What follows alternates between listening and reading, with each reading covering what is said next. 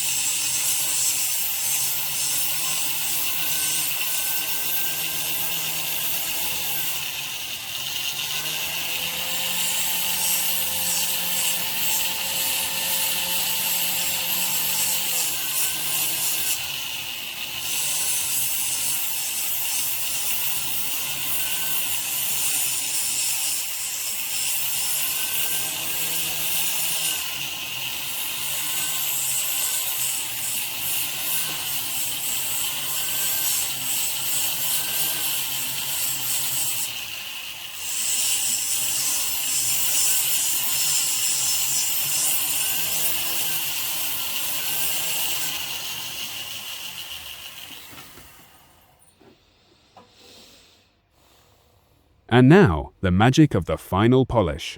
We apply a small amount of the compound onto a jade leaf and spread it evenly across the surface. Then, a soft brush takes over. At high speeds, it literally brings the stone to life, bringing out that rich, greasy luster that jade is so famous for. The pendant is finished.